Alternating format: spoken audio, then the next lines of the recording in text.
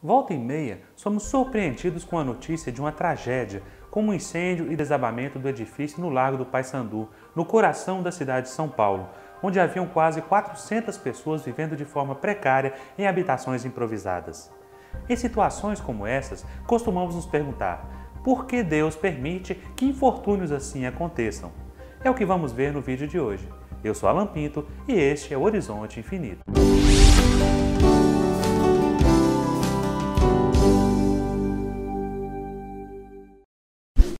As tragédias coletivas sempre acompanharam a história da humanidade.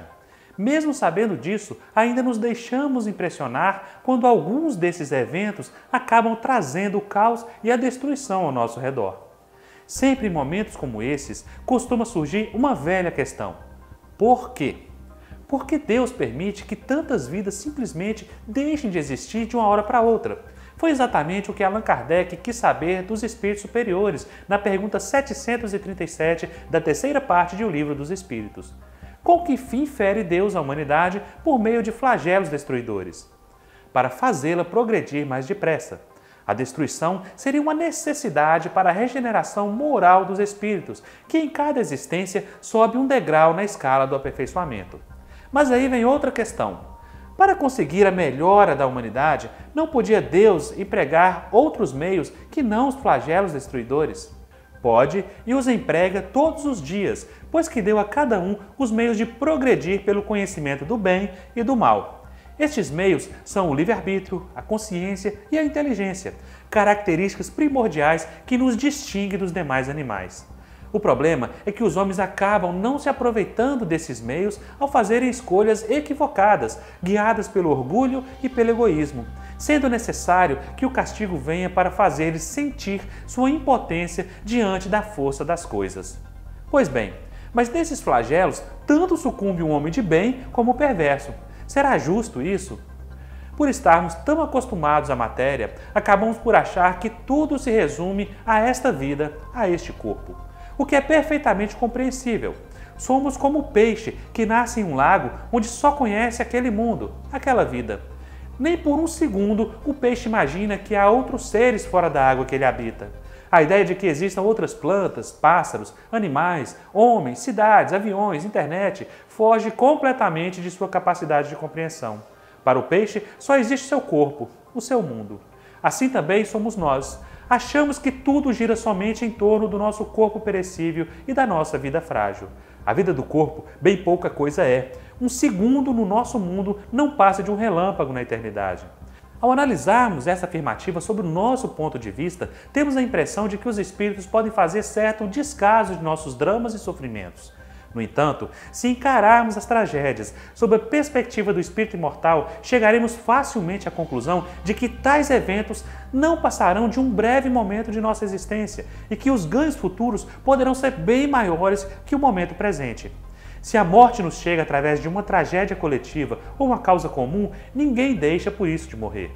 A única diferença, no primeiro caso, é que maior número parte ao mesmo tempo. Assim, a vida de uma ou várias gerações em relação ao conjunto é como uma gota d'água no oceano. O que quer que façamos, não poderemos ver mais que um pequeno canto do quadro. É exatamente essa nossa deficiência na visão do todo que faz com que tantas coisas nos apresentem como verdadeiras anomalias. Se a passagem do plano físico para o plano espiritual é algo tão comum, como poderíamos então afirmar que nossa redenção poderia estar atrelada ao modo específico como morremos? Essa interpretação do ensino dos espíritos serviu de base para que surgisse no meio espírita a figura dos resgates coletivos.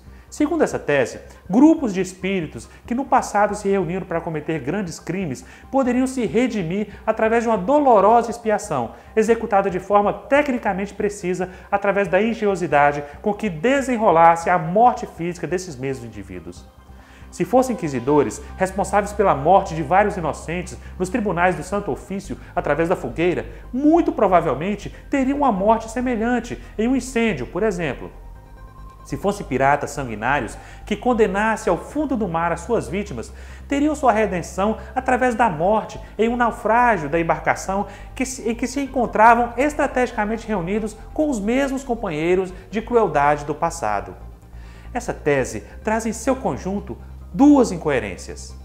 Primeiro, segundo nos relata Santo Agostinho em uma mensagem do Evangelho segundo o Espiritismo, os espíritos em expiação são exóticos na Terra, pois já viveram em outros mundos, onde foram excluídos em consequência da sua obstinação no mal e por haverem constituído em tais mundos causa de perturbação para os bons.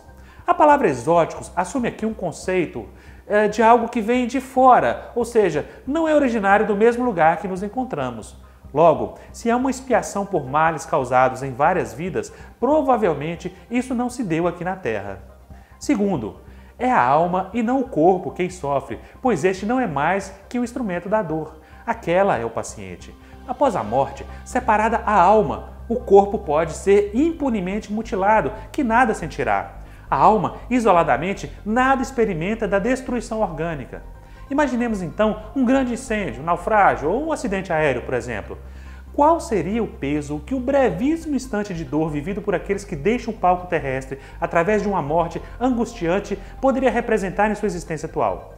E se considerarmos todas as suas vivências anteriores, esse momento não seria quase desprezível dentro dessa equação? Embora possa fazer sentido para muitos, essa tese guarda mais semelhanças com a salvação através do arrependimento na hora da morte do que com a lei de causa e efeito propriamente dita.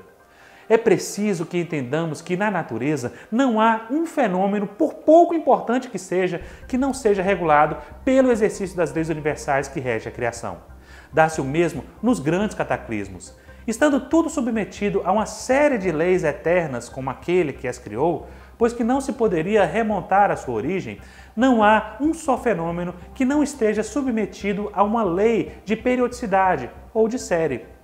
Desse modo, no mesmo sistema planetário, todos os corpos que dele dependem reagem uns sobre os outros.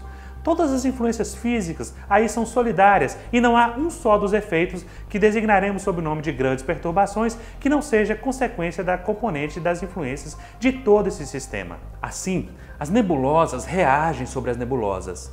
Os sistemas reagem sobre os sistemas, como os planetas reagem sobre os planetas, como os elementos de cada planeta reagem uns sobre os outros e assim gradualmente até o átomo. Ao final de tudo, é sempre bom ter em mente o ensinamento do Mestre Jesus.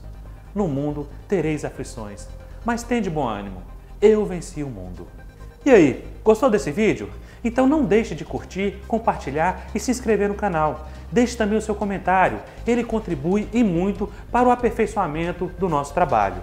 Não deixe também de visitar o nosso site, o www.horizonteinfinito.com.br. Até breve!